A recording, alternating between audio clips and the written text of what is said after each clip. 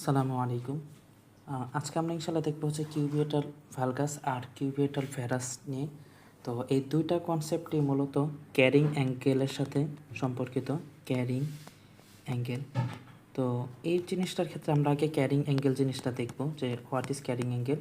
তো carrying angle is the angle between arm and four arm, অর্থাৎ arm এবং four আর্মের মাঝখানে যেই অ্যাঙ্গেলটা আছে। তো এই ছবি থেকে আমরা যদি জিনিসটা দেখি যে এটা হচ্ছে আর্ম, আর এটা হচ্ছে ফোর আর্ম, এটার মধ্যে যে এই একটা অ্যাঙ্গেল তৈরি হচ্ছে, তো ডেভেলপ করতেছে, এটাকে আমরা বলতেছি হচ্ছে ক্যারিং অ্যাঙ্গেল।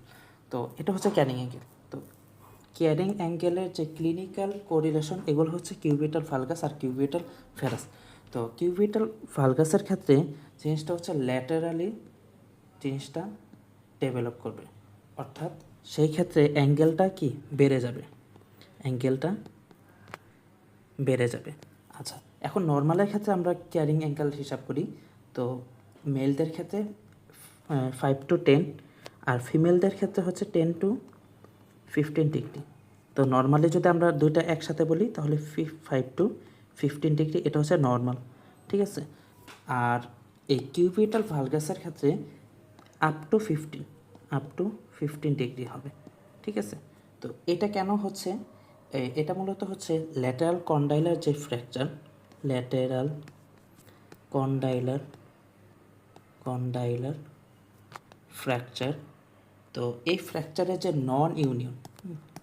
নন ইউনিয়নের কারণে, অর্থাৎ কি হলো যে আমাদের ফ্র্যাকচারটা হয়েছে ঠিক আছে, কিন্তু এখন আর মিলে নেই, তখন দেখা যাবে এই যে কিউবিটাল যে ভালগাস এটা ডেভেলপ করবে, ঠিক আছে।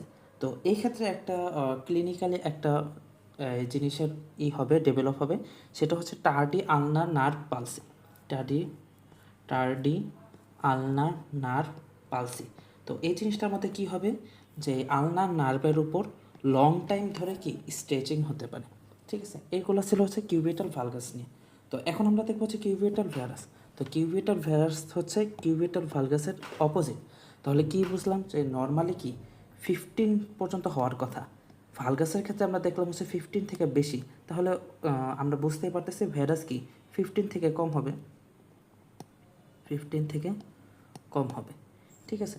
এখন যদি আমরা বলি যে কী কারণে হইতেছে, এটা হচ্ছে সুপ্রাকন্ডাইলার যে ফ্র্যাকচার, কন্ডাইলার ফ্র্যাকচার, এটার ম্যাল ইউনিয়নের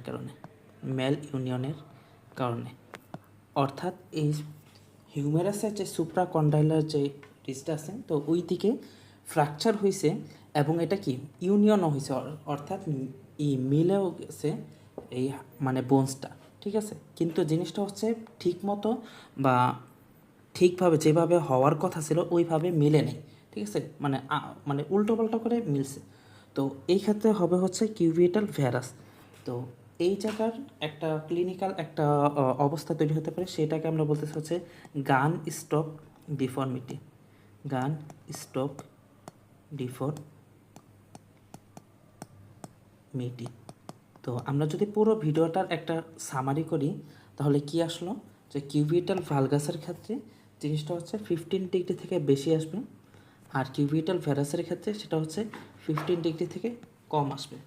তো কিউবিটাল ভালগাসের ক্ষেত্রে ল্যাটারাল কন্ডাইলার ফ্র্যাকচারের কারণে হইতেছে, ফ্র্যাকচারের নন ইউনিয়নের কারণে হইতেছে, আর এই কিউবিটাল ভ্যারাসের ক্ষেত্রে সুপ্রা কন্ডাইলার ফ্র্যাকচারের ম্যাল ইউনিয়নের কারণে হইতেছে, ঠিক আছে।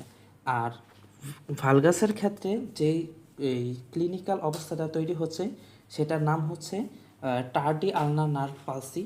আর কিউবিটাল ভ্যারাসের ক্ষেত্রে যেই অবস্থাটা করতেছে সেটাকে আমরা বলতেছি হচ্ছে গান স্টক ডিফর্মিটি। তো আশা করি আমরা বুঝতে পেরেছি এতটুকু আলোচনা। তো পরবর্তী ভিডিওতে আমরা নতুন কোনো টপিক শিখবো। ততক্ষণ পর্যন্ত ভালো থাকুন, সুস্থ থাকুন। আসসালামু আলাইকুম।